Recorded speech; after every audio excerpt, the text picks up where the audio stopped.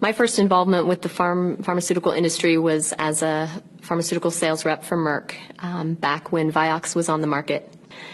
And when I used to rep Vioxx for Merck, and when it came out that Merck had falsified safety data, and Vioxx actually had twice the increase in heart attacks and strokes, people taking it, it really made me realize that there was a lot of corruption behind the scenes, and that just because something is on the market, a drug is on the market, doesn't mean it's safe. So after working for Merck, I was pretty disillusioned over the whole scandal, and I lived in Europe for 8 years, and I had my son over there, and I brought him back vaccine-free at 6 months to San Francisco. And when I went to a well visit, they pushed for vaccines, and at that point I hadn't done a lot of research in it, but I knew enough not to trust pharmaceutical drugs. And I asked to see a vaccine insert, and the doctor got very upset at me and claimed I didn't trust him. And he stormed out of the room, and the nurse let me know that I wasn't really welcome back in that clinic anymore. And that was a huge red flag for me, knowing what I knew from being a pharmaceutical sales rep before. And I started to do my research into vaccines and the ingredients and the flawed safety data. And what came to light was many things, but one of them was that aluminum is the main adjuvant in vaccines, in childhood vaccines. And I had experience with that, with researching that and the toxicity of aluminum, because my grandmother had breast cancer and the doctor biopsied her tissues and there were high levels of aluminum, and he told us that she needed to get off traditional deodorant and that the aluminum in there was linked to breast cancer. It was carcinogenic. So that was a big red flag for me when I realized those were in childhood vaccines, and I couldn't believe it, actually. And then I started to do more and more research, and I realized that the U.S. gives twice as many vaccines on the childhood schedule than most developed countries. And the real health crisis is the fact that our kids are sicker than any other country in the developed world. And this is despite spending more per capita on health care. So we have highest rates of SIDS, asthma, food allergies, ADHD, childhood leukemia, diabetes, type 1. And this, to me, was the true health crisis. So the more I dug into this, what I realized was vaccines are not for public health. It's really about profit, pharmaceutical company profit. And the thing about vaccines is that you don't have to do the same rigorous safety studies as you do for other pharmaceutical drugs, because they're classified as a public health measure versus a pharma drug. So for vaccines, they have a totally different type of safety study. It's very short in duration. It's not double-blind, placebo-based, which is the gold standard for pharmaceutical drugs. And vaccines aren't held to the same rigorous safety studies.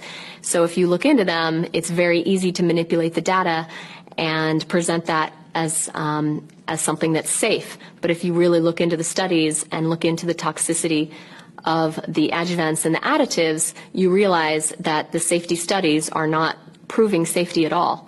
In fact, there are a lot of studies on the other side showing that a lot of the additives in vaccines are very toxic, especially to children who have very immature immune systems.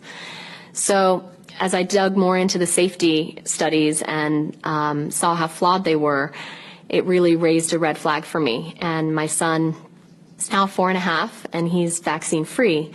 And I really got motivated to get more into this fight when I realized the mandatory vaccination bills that were sweeping the country, over 138 states.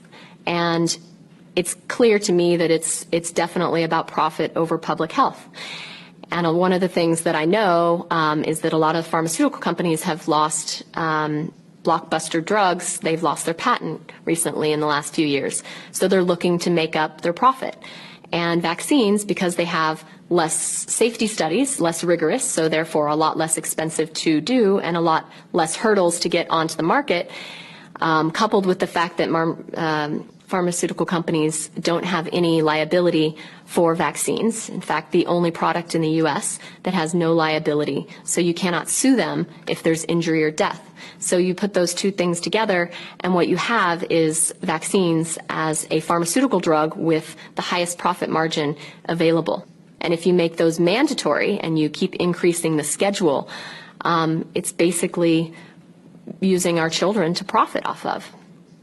And the pharmaceutical company is using vaccines as a new driver for profit.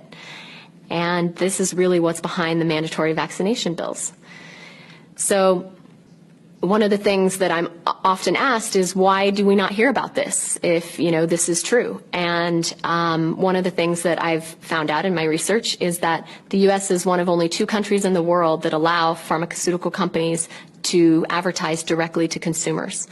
And I'm sure we've all seen the media and the advertisements for the pharmaceutical drugs.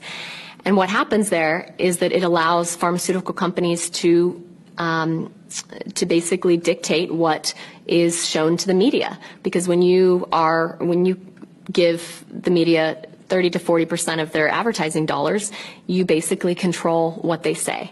And there have been a lot of journalists and stories that have been censored, including the CDC whistleblower that came out in the end of 2014, basically saying that the CDC has covered up data showing that the MMR vaccine does, in fact, cause neurological damage, aka autism. And recently there have been a lot of stories of different countries suing vaccine makers for injury and death, and even pulling vaccines off of the schedule, like Gardasil in Japan and Prevnar in China, rotavirus vaccine in France.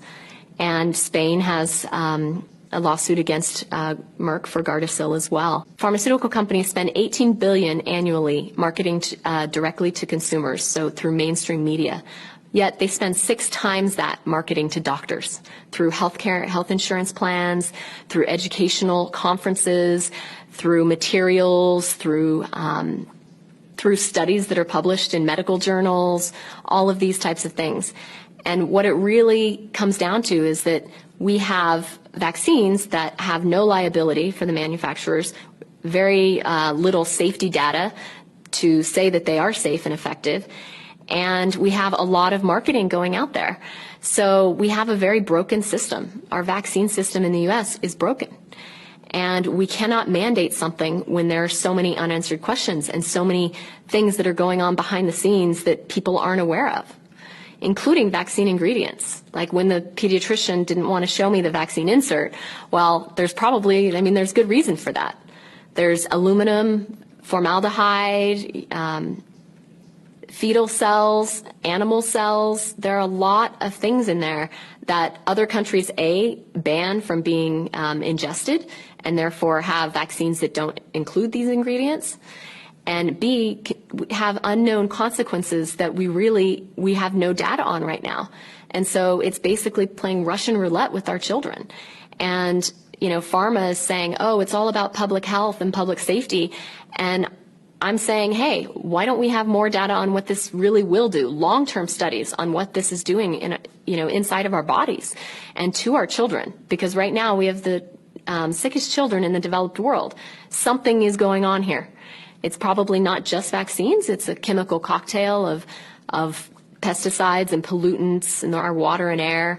But vaccines are often a trigger because genetically we need a trigger to express these kind of diseases and issues that we have. And vaccines are often what does that because the chemicals are injected into our bloodstream, and so they don't go through a lot of the body's natural detox process.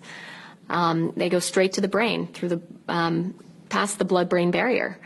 And we need to ask these difficult questions. And until we have more information, we absolutely cannot mandate vaccines. There has to be a choice. If there's a risk, there has to be a choice.